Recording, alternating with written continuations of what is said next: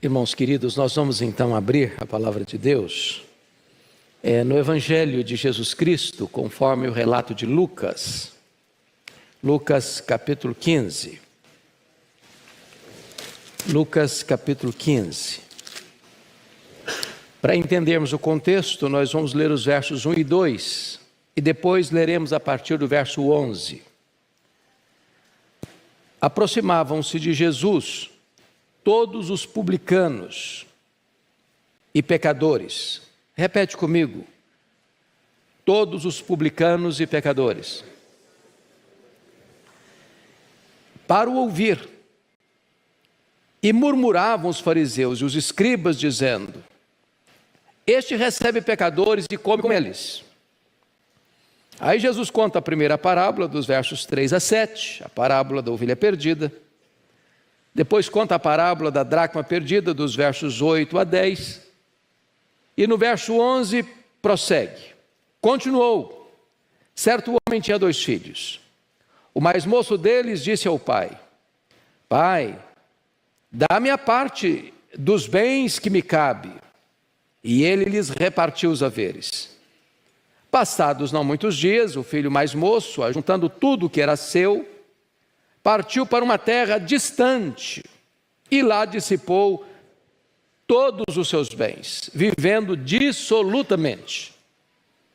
Então, ele foi e se agregou a um dos cidadãos daquela terra, e este o mandou para os seus campos a guardar porcos. Ali, desejava ele fartar-se das alfarrobas que os porcos comiam, mas ninguém lhe dava nada. Então, caindo em si, disse: Quantos trabalhadores de meu pai têm pão com fartura, e eu aqui morro de fome?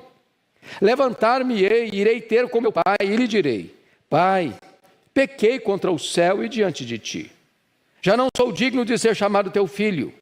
Trata-me como um dos teus trabalhadores. E levantando-se, foi para seu pai. Vinha ele ainda longe quando seu pai o avistou.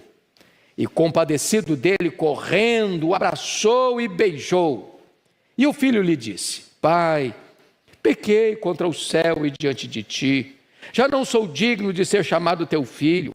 O pai, porém, disse aos seus servos: Trazei depressa a melhor roupa, vestiu, ponde-lhe um anel no dedo e sandálias nos pés. Trazei também e matai o novilho cevado, comamos e regozijemo-nos. Porque este meu filho estava morto e reviveu, estava perdido e foi achado. E começaram a regozijar-se. Amém? Eu quero conversar um pouco com vocês hoje sobre o filho pródigo. Esta talvez seja a parábola mais conhecida, mais decantada, mais bela e mais eloquente proferida pelo Senhor Jesus. Esta é uma das pedras mais preciosas na coroa do nosso Redentor, no que tange ao seu ministério de ensino. Esta parábola é um luzeiro a brilhar na constelação das outras parábolas que Jesus contou. E por que Jesus conta essa parábola? O contexto está nos versos 1 e 2. Porque está escrito que aproximavam-se de Jesus todos os publicanos. E é digno de nota o destaque todos, não alguns, não a maioria, mas todos os publicanos. E também pecadores, para o ouvir. E quando essas pessoas que eram tidas pelos religiosos mais restritos, rigorosos, tradicionais, legalistas, chamados fariseus e escribas, e eles olham essa cena, os publicanos, cobradores de impostos vindo, os pecadores vindo e querendo ouvir Jesus, e Jesus os recebendo, ensinando a eles, eles ficam chocados, escandalizados, perplexos, e afirmam, num tom de censura: Este recebe pecadores e come com eles. Em outras palavras, esses escribas e fariseus se julgavam melhores do que essas outras pessoas e achavam que Deus só podia amar gente parecida com eles. Eles davam nota máxima a si mesmos, eles davam nota 0 aos demais, e eles eram seletivos, achando que Deus só gostava de gente parecida com eles. Então Jesus conta essas 3 parábolas para mostrar quem é Deus, para mostrar o amor de Deus, o amor de Deus que procura, o amor de Deus que encontra, o amor de Deus que perdoa, o amor de Deus que celebra. Você e eu não estamos aqui nesta noite alcançados pela graça porque éramos pessoas boas, porque tínhamos virtudes, porque tínhamos méritos, porque Deus olhou do céu para nós e disse: que pessoa maravilhosa, eu acho que ela é digna do meu amor, vou amá-la. Não, Deus amou você e a mim quando éramos fracos, quando éramos ímpios, quando éramos pecadores, quando éramos inimigos dele. Nós estávamos perdidos, nós estávamos mortos, nós estávamos depravados e condenados, nós estávamos numa situação irremediavelmente arruinada, e ele nos amou. E Jesus está mostrando aqui que o amor do Pai está estendido a você e a mim. Então, depois de contar as 2 parábolas da ovelha perdida e da dracma perdida, e você percebe que tanto a ovelha perdida é procurada, quanto a dracma perdida é procurada, quanto o filho perdido é também aguardado, e sempre numa proporção cada vez mais progressiva, porque na primeira você tem de 100 1, na segunda você tem de 10 1, e agora na terceira parábola de 2 1. E eu quero hoje focar a minha atenção com vocês, especificamente nesta parábola chamada do filho pródigo. Talvez ela não seja bem titulada por parábola do filho pródigo, porque esse título que você encontra, a parábola do filho pródigo, aí no topo do seu texto, não é inspirado, isso foi colocado muito depois. A centralidade desse texto não é o filho, é o pai. A palavra mais repetida aqui não é o filho, é o pai. Quando se recupera esse filho, quem está alegre não é o filho recuperado, é o pai, por recuperar o filho. Então o centro da nossa salvação não somos nós, é Deus. Tudo provém dele. Ele estava em Cristo reconciliando consigo o mundo. Ele planejou, ele executou e ele vai consumar a nossa salvação, para que toda a glória da nossa salvação pertença a ele.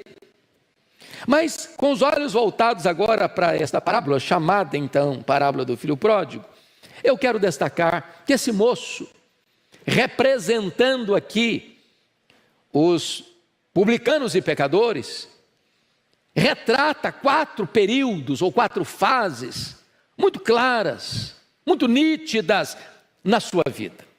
A primeira delas, eu chamo de: ele era um moço feliz, inconscientemente, na casa do pai. Veja você que ele tem o pai, ele tem um irmão, ele tem uma casa, ele tem mesa, ele tem pão com fartura, ele tem gente para servi-lo, nada lhe falta.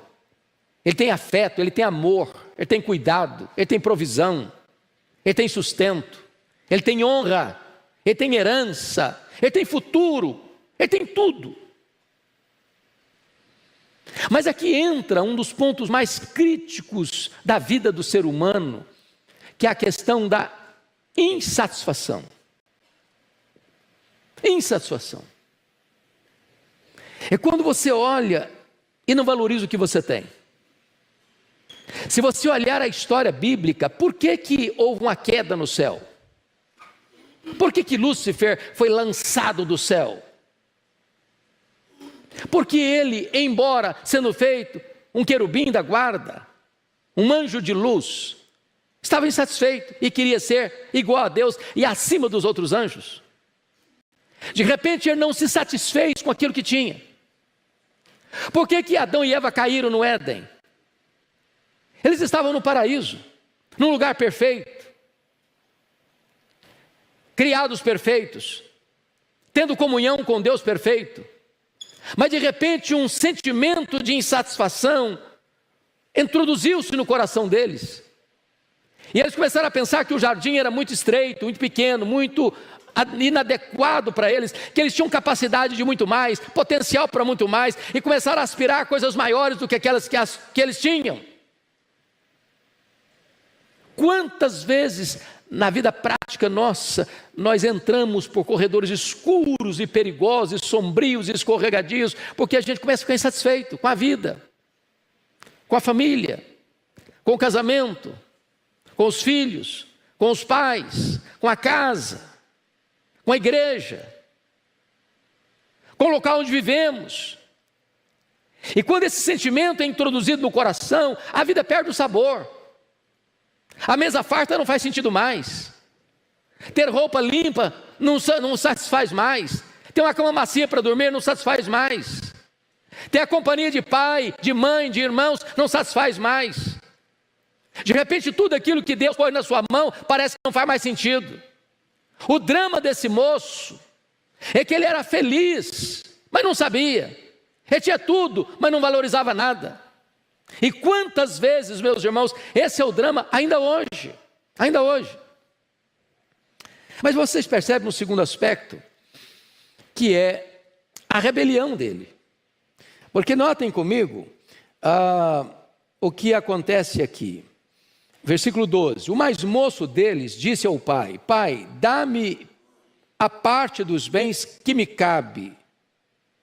E ele lhe repartiu os haveres. Bom, quando você vai estudar a cultura judaica e ver o que está por trás desse pedido, não era legítimo fazer esse pedido. Não era tempestivo em fazer esse pedido. Não era a hora certa de fazer esse pedido, porque herança era dada aos filhos com a morte dos pais. Era natural. Ele usufruiu o que o pai deixou. Mas pedir antecipadamente herança, ele está dizendo: olha pai, eu sei que eu só tenho direito depois que o senhor morrer, mas como para mim o senhor já não importa mais, a minha vontade, o meu desejo, o meu prazer, a minha aspiração é maior do que a tua própria vida, então para mim o senhor já está morto no meu coração e eu quero o que é meu, o que me cabe. A insatisfação é o primeiro estágio da rebelião. Aqueles que não estão satisfeitos com a vida, às vezes dão cabo da vida. Aqueles que não estão satisfeitos com o lar, abandonam o lar. Aqueles que estão insatisfeitos com o casamento, deixam o casamento. Aqueles que estão insatisfeitos com a igreja, abandonam a igreja. Esse é o drama desse menino, ele tinha tudo, mas não valorizava. Ele era feliz, inconscientemente. Ele era feliz e não sabia, na casa do pai, tendo um pão com fartura. Mas aí vem um segundo estágio da vida dele. Eu peço que você olhe comigo, por favor. Versículo 13. Passados não muitos dias, o filho mais moço, ajuntando tudo o que era seu, ele não deixou nada para trás, partiu para uma terra distante. E lá dissipou todos os seus bens, vivendo dissolutamente. Agora, a segunda fase da vida dele é que ele é infeliz inconscientemente. Ele era feliz inconscientemente na casa do pai. Tinha tudo, mas não valorizava. Agora ele vai para um país distante. Curiosamente, Jesus não diz que país é esse. Mas distante, sem comunicação, sem raízes, sem vínculos, sem ninguém para lhe vigiar, sem ninguém para quem prestar contas. Um país onde ele é independente, onde ele faz as suas escolhas, onde ninguém vai dizer para ele: não faça isso, não faça aquilo, onde ele tem tudo na mão e ele pode usar como quer, do jeito que quer. E a Bíblia diz que ele então vai para esse país, para essa terra distante, e lá dissipou não parte dos bens. Ele não era um bom administrador, ele não era um bom mordomo, dissipou todos os seus bens. Mas de que maneira? Porque apostou no negócio errado? Porque comprou algo e não deu certo? Não. Ele gastou todos os seus bens vivendo dissolutamente. E aí imagine você as festas. Aí imagine você a diversão. Aí imagine você as curtições da vida. os amigos, os gracejos, as taças, os banquetes, as aventuras. Ele acha que está curtindo a vida. Ele acha que é isso que é vida. E sabem, amados irmãos, o retrato que Jesus traz é a história de tanta gente criada na igreja, que um dia pensou, a vida está pulsando do lado de fora. Esse negócio de ir para a igreja é chato. Ir para a igreja domingo, escola dominical, reunião de oração, escutar sermão, cantar no louvor. Tem coisa maior, tem coisa melhor. Eu acho que as pessoas lá fora estão curtindo a vida. E de repente a pessoa começa a sentir uma insatisfação.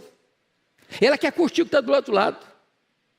Foi a propaganda que a serpente fez para Eva. Eva, você merece mais, você tem potencial para mais, você pode curtir mais, você pode ter mais prazer, você pode ter mais deleite, você pode conhecer mais coisas. A vida até do outro lado do muro do jardim. Aqui não, aqui tem restrição, aqui não tem liberdade, aqui a vida é regrada, aqui é Deus que dá as regras do jogo. Lá fora você vai curtir a vida plenamente, você vai ser igual a Deus. Todas as maçãs do diabo são bonitas, mas todas têm bicho. O diabo é um estelionatário.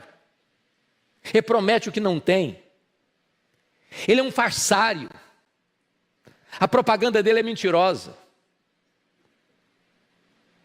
Esta semana no Brasil está rolando aí o carnaval. Quantas pessoas que acham que a felicidade está lá, na passarela? Bebendo e dançando atrás de um carro elétrico. Quantas pessoas que acham que o prazer está na cama do adultério, nas aventuras, nas drogas, na bebida, na jogatina, neste mundo cheio de brilho, cheio de propostas, cheio de banquetes aparentemente apetitosos, com iguarias finas, mas que destroem a alma, que roubam a paz, que chicoteiam a consciência, que mordem na alma, deixando feridas, muitas vezes incuráveis. E esse moço está curtindo a vida. Ele tem dinheiro, ele tem amigos, ele tem diversões, ele está vivendo uma vida absoluta, atendendo todos os desejos do seu coração. Ele não negou nada a si mesmo que ele desejou. Enquanto ele tinha dinheiro, tinha amigos. E a festa está rolando. E a vida está acontecendo. E ele acha que ele é feliz. Preste atenção nisso. O pecado, às vezes, é muito atraente. Se não fosse, as pessoas não iriam para lá. Nem sempre o diabo aparece com um tridente e com chifre e com rabo, dizendo, vem que eu te destruo, vem que eu te arrebento. Não. Ele vai propor coisa boa. Eu vou oferecer um cardápio com variedade de iguarias. Ele vai dizer, não, pode vir. Ele promete para você prazer e dá desgosto. Ele promete para você liberdade e paga com escravidão. Ele promete para você vida, mas mata. O pecado é um engano. O pecado vai custar mais caro do que você gostaria de pagar. Ele vai reter você mais tempo do que você gostaria de ficar. E ele vai levar você mais longe do que você gostaria de ir. Mas enquanto ele está curtindo a vida, ele acha que ele é feliz. Esse é o segundo estágio. Ele é infeliz, inconscientemente. No país distante, gastando tudo, dissolutamente. Mas veja comigo, a história que Jesus conta, no versículo 14. Depois de ter consumido tudo, sobreveio àquele país uma grande fome, e ele começou a passar necessidade. Então ele foi e se agregou a um dos cidadãos daquela terra, e este o mandou para os seus campos a guardar porcos. Ali desejava ele fartar-se das alfarrobas que os porcos comiam, mas ninguém lhe dava nada. Então vem a terceira fase dele. A primeira, ele é feliz inconscientemente na casa do pai. A segunda, ele é infeliz inconscientemente no país distante, se divertindo. Terceira, ele é infeliz conscientemente lá no chiqueiro, com fome, cuidando de porcos. Lição aprendida. As amizades de taberna são falsas amizades. Os amigos de copo, dos botecos da vida, dos bares da vida, são amigos enquanto você tem dinheiro, enquanto você está numa boa. A hora que a crise chega, eles vão embora. São amigos que exploram, em vez de serem amigos que amam e servem. Você é apenas um instrumento que eles vão utilizar para sugar o máximo e depois jogar a mochiba fora.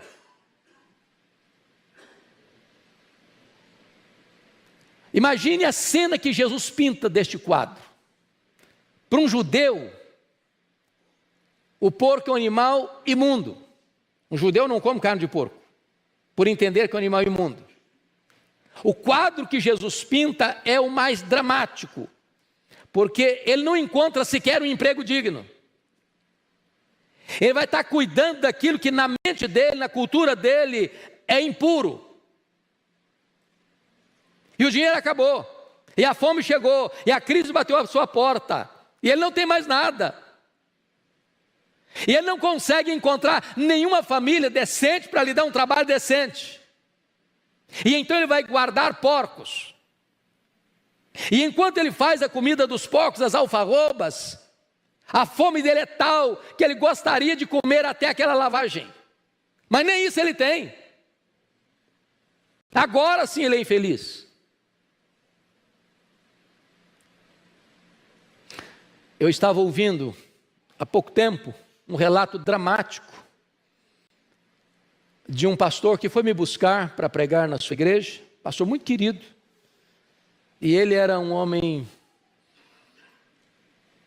comerciante, ele estava muito bem no seu trabalho, ganhando muito dinheiro, fazendo viagens e fazendo bons negócios, crescendo, aumentando o seu patrimônio, tendo uma família linda, a esposa, os filhos pequenos. E um dia, ele me contando, pararam num hotel para dormir, várias pessoas da sua empresa, e ele inadvertidamente entra no banheiro, e os seus colegas de trabalho estavam cheirando cocaína. E eles disseram: olha, é uma curtição legal, quer experimentar? À sua disposição. Sem reflexão, não, qualquer. Ele experimentou, cheirou a primeira vez, já ficou cativo.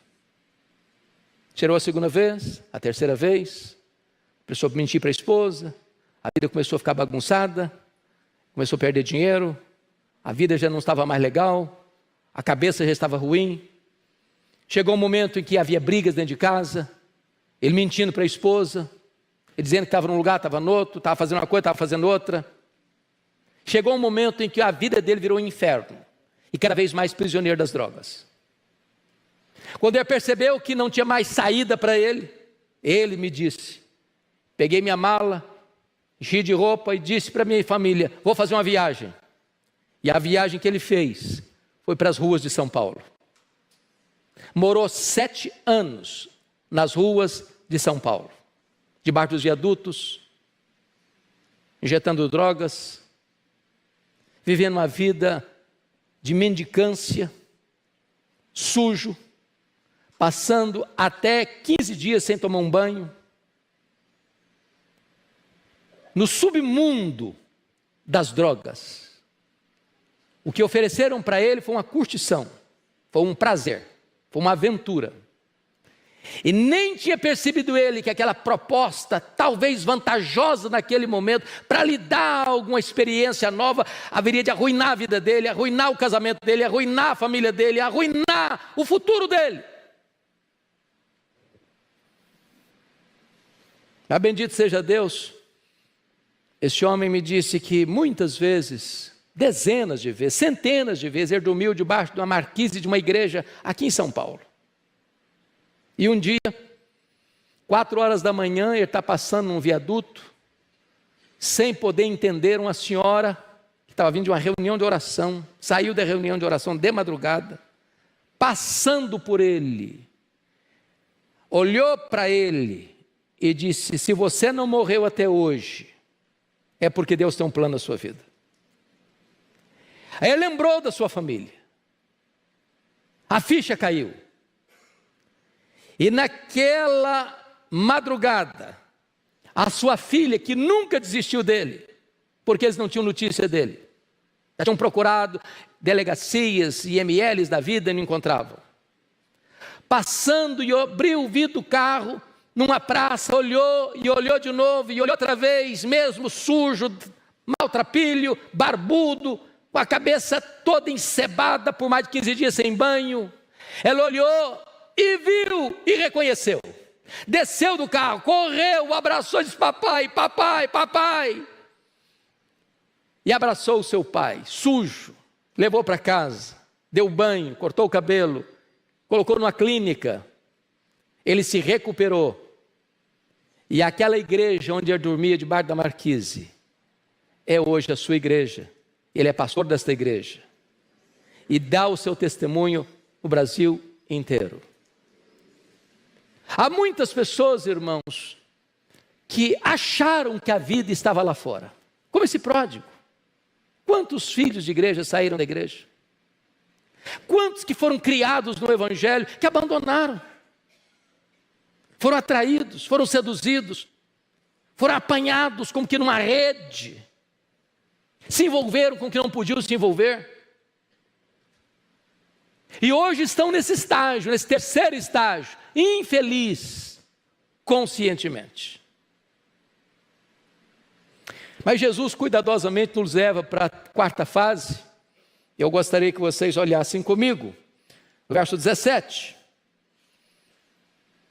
Está escrito o seguinte: então, caindo em si, disse: quantos trabalhadores de meu pai têm pão com fartura e eu aqui morro de fome? Preste atenção nisso aqui. Quando esse menino, outrora insatisfeito e rebelde, cai em si e lembra da casa do pai, qual a lembrança que ele tem da casa do pai? Uma casa que tem fartura, uma casa que tem mesa posta, uma casa que tem provisão. Eu já escutei como pastor, talvez o pastor Ival já tenha escutado isso, jovens machucados, feridos pela vida, dizendo o seguinte: pastor, eu prefiro comer o pão que o diabo amassou, que voltar para a casa dos meus pais. A lembrança que eu tenho é de violência, é de maltrato, é de agressão, é de injustiça. Me permita fazer essa pergunta: se os seus filhos pudessem dizer uma palavra sobre a sua casa, você pai, você mãe, do que eles lembrariam? Que marca nós temos deixado na nossa casa? Quando ele cai em si e se lembra da casa do pai, ele diz: quantos trabalhadores na casa do meu pai têm pão com fartura? Ele não está nem pensando, os empregados da casa, os funcionários da casa, os secretários da casa, tinham pão com fartura. Havia generosidade naquela casa, havia humanidade naquela casa. E diz o texto que depois que ele reconhece isso, enquanto reconhece que a realidade era morrer de fome, ele tomou a decisão: levantar-me-ei, irei ter com meu pai, e lhe direi: pai, pequei contra o céu e diante de ti, já não sou digno de ser chamado teu filho, trata-me como dos teus trabalhadores. Eu não sei se nesta noite eu estou falando para algum pródigo, alguém que se afastou dos caminhos de Deus, alguém que se afastou da família, e alguém que mergulhou a sua alma num pântano de dor e de desespero. Eu quero dizer para você nesta noite que está na hora de voltar. Está na hora de voltar. Eu quero dizer para você que está nos assistindo agora, não importa onde você esteja, no Brasil ou no mundo, está na hora de voltar para a casa do Pai. Chega de sofrer.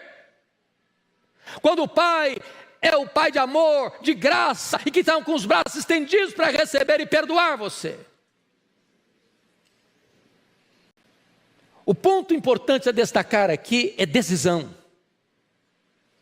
Você não é o que você pensa, você não é o que você sente, você não é o que você fala, você é o que você decide. De nada adianta você vir a um culto e você celebrar aqui e ouvir a palavra de Deus e voltar para casa e não tomar nenhuma decisão. Esse moço tomou essa decisão: levantar-me-ei, levantar-me-ei. Não para fugir do meu pai, não para fugir mais de casa, não para me afastar ainda mais, não porque não, eu errei, não tem mais chance para mim, não, eu errei, agora não há mais oportunidade para mim. Não, ele toma uma decisão para voltar para a casa do pai, para voltar para os braços do pai. O diabo às vezes é astuto. Ele tem duas artimanhas. A primeira é: peca, peca, vai ser bom, peca, peca, é aqui, está gostoso, é agora, aproveita a oportunidade, é isso, vai lhe dar prazer, vai lhe dar muita coisa boa. Depois que você peca, ele diz: agora não tem mais jeito não, agora você está preso, agora você está perdido, agora você está acorrentado, agora você não sai mais dessa. Sai sim, sai sim. O Deus a quem servimos é o Deus que perdoa, é o Deus de toda graça, é o Deus da segunda oportunidade, é o Deus que hoje está aqui para restaurar a sua vida, para recuperar a sua vida, para salvar você, para perdoar você, para lhe dar uma nova oportunidade, para começar uma nova vida para a glória do seu nome. Mas notem comigo, que quando ele toma essa decisão, ele ensaia um pedido de perdão.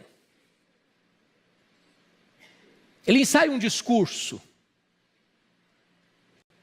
Porque a pergunta dele: será que meu pai vai me receber? E vejam vocês comigo, no versículo 18, ele diz: e lhe direi: pai, pequei contra o céu e diante de ti. Já não sou digno de ser chamado teu filho, trata-me como um dos teus trabalhadores. Está certo. O primeiro ponto do verdadeiro arrependimento, irmãos, é o reconhecimento de que nós não somos dignos, nós não somos merecedores. Qual foi o problema retratado na figura do filho mais velho? Que é a figura do escriba e do fariseu. Aquele filho bonitinho, que nunca saiu de casa, sempre trabalhou, nunca fez uma festa com os amigos. Na opinião dele, nunca transgrediu um mandamento do pai. Esse não tem prazer no pai. Esse não se sente um escravo dentro de casa. Esse é tomado por um senso de justiça própria. Esse não ama como o pai ama, esse não ama quem o pai ama, esse não tem na vida dele o discurso do perdão, da nova oportunidade, da nova chance. Errou, acabou. A parábola termina com o filho pródigo de volta para casa e o filho mais velho, que parecia ser o filho exemplar, fora da festa do pai. É o coração quebrantado que Deus não rejeita. Não o coração altivo, soberbo, autossuficiente, com justiça própria. Agora notem comigo, por favor, no versículo de número 20, que decisão não basta dizer eu vou decidir. Porque tem gente que eu vou decidir. Tem uma ave noturna que nós chamamos de bacurau. O bacurau só sabe cantar uma coisa na vida: amanhã eu vou, amanhã eu vou, amanhã eu vou. E não veio até hoje. Ele só sabe cantar amanhã eu vou. Tem muitas vezes: um dia eu vou fazer, um dia minha vida vai mudar, um dia eu vou voltar para a igreja, um dia eu vou ser dizimista, um dia eu vou ser crente de verdade, um dia eu vou honrar meu pai e minha mãe, um dia eu vou ser fiel ao meu marido, um dia eu vou andar com Deus, um dia eu vou ler a Bíblia, um dia, amanhã, quem sabe amanhã. Não, toma a decisão e faça aquilo que você tem que fazer. Levantar-me e irei ter com meu pai. Mas o texto diz: e levantando-se foi para o seu pai. Então nesta noite Deus não quer apenas que você tome uma decisão, Deus quer que você ponha essa decisão em prática, imediatamente. Imediatamente.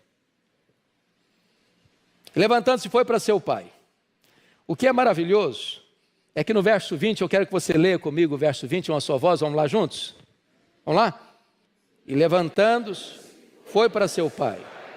Vinha ele ainda longe, quando seu pai o avistou, e compadecido dele, correndo, o abraçou e beijou. Vamos seguir.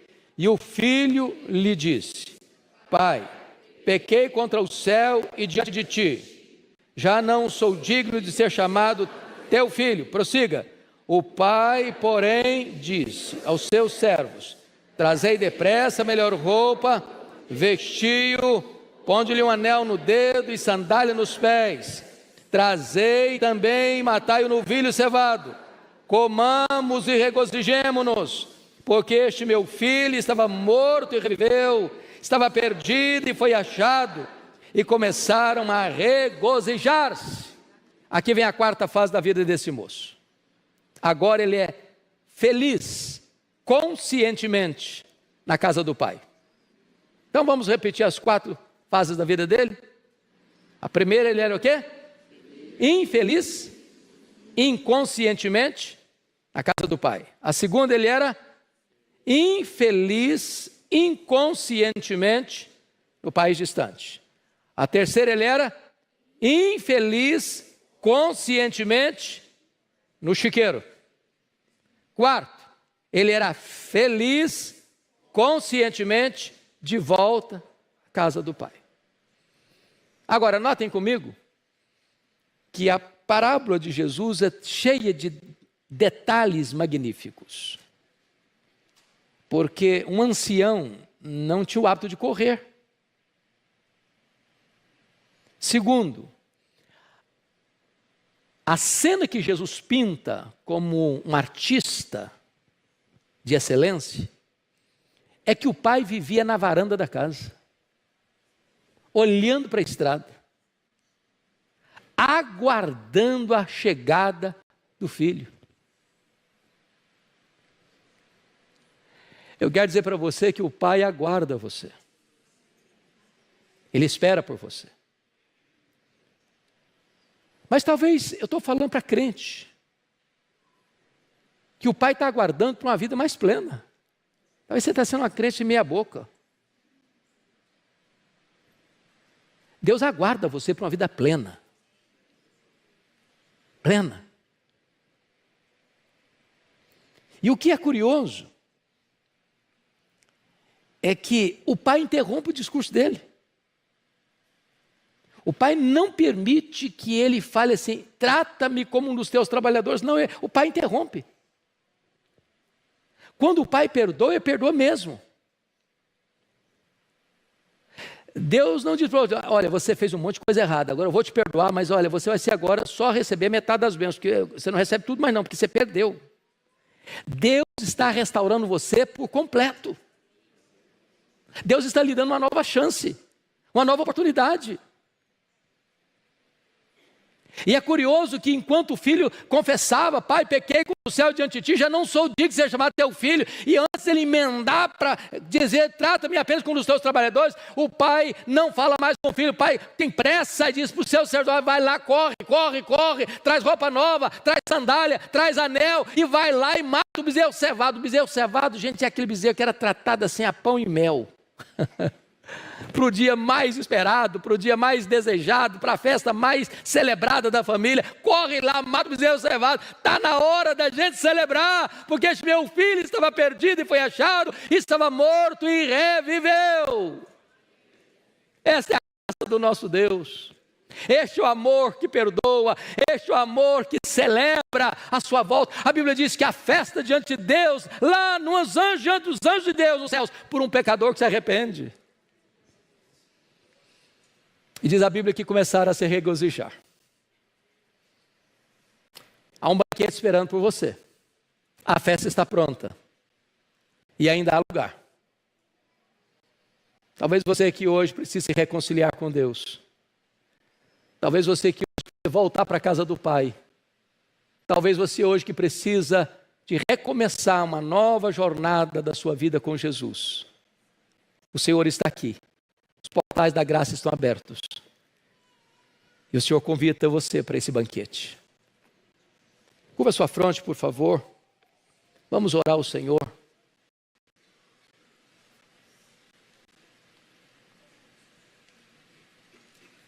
Quem está precisando voltar hoje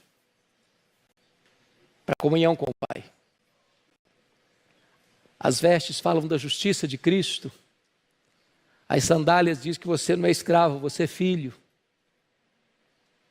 O anel, você tem honra, você é herdeiro. O banquete é que o Pai está tão feliz de ter o filho de volta.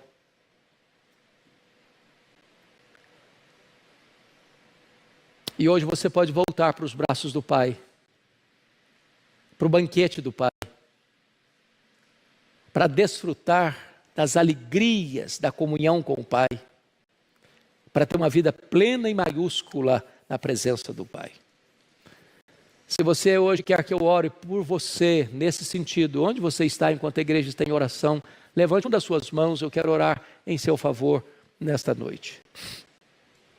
Louvado seja Deus, louvado seja Deus, louvado seja Deus, louvado seja Deus, louvado seja Deus, louvado seja Deus, louvado seja Deus, louvado seja Deus, louvado seja Deus. Aqui no meio, louvado seja Deus, louvado seja Deus. Louvado seja Deus, louvado seja Deus, louvado seja Deus, louvado seja Deus, louvado seja Deus, louvado seja Deus, louvado seja Deus, louvado seja Deus. Senhor Deus, nós te adoramos, porque Tu és o Deus de toda graça, o Deus que perdoa, o Deus que restaura, o Deus que dá uma nova oportunidade. Ó Senhor, segura firme na mão desses queridos e queridas que agora se manifestam desejosos de recomeçar a caminhada na Tua presença. Enche-os da Tua alegria, enche-os da Tua paz, enche-os do Teu poder, para que eles possam ter uma vida plena na Tua presença.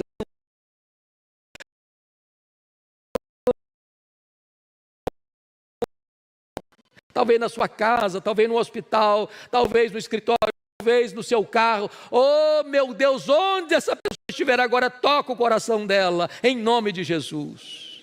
Que seja um tempo novo de restauração, de perdão, de cura e de reconciliação contigo. A Ti rendemos a honra, a glória e o louvor, em nome de Jesus. Aleluia. Amém.